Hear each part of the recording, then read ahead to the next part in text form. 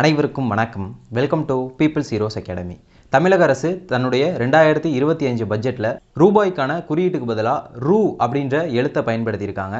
இது பேசும் பொருளாக இருக்குது. ஸோ இதை பற்றி நம்ம எக்ஸாம் பாயிண்ட் ஆஃப் வியூவில் என்னென்ன விஷயங்கள் தெரிஞ்சுக்கணும் அப்படின்றத பற்றி இந்த பதிவில் பார்ப்போம். அதுக்கு முன்னாடி நம்ம சேனலை யாராச்சும் சப்ஸ்கிரைப் பண்ணல அப்படின்னா சப்ஸ்கிரைப் பண்ணிட்டு கிளாஸை கண்டினியூ பண்ணுங்கள். இந்த ரூபாய் அப்படின்ற சொல்லானது ரௌப்பியா அப்படின்ற ஒரு சமஸ்கிருத சொல்லிருந்து வந்ததாக குறிப்பிட்டிருக்காங்க. ஒரு சிலர் திராவிட மொழியிலிருந்து வந்ததாகவும் சொல்கிறாங்க.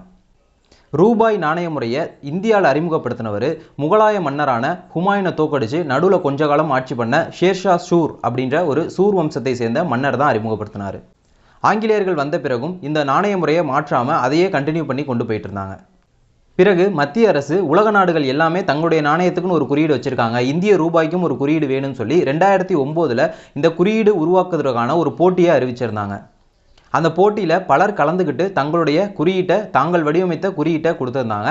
அதில் வெற்றி பெற்ற குறியீடு தான் இன்றைக்கி நம்ம பயன்படுத்திக்கிட்டு இருக்க குறியீடு. இதை உருவாக்குனவர் யார் அப்படின்னா தமிழ்நாட்டை சேர்ந்த உதயகுமார் அப்படின்றவர் தான். இதை தேவநாகிரி மற்றும் இத்தாலிய ஸ்கிரிப்ட்லேருந்து அவர் உருவாக்கியிருப்பார். இதை இந்திய அரசு 2010 ஜூலை 15 அதிகாரப்பூர்வமான இந்திய நாணயத்தின் குறியீடாக அறிவிச்சிருந்தாங்க.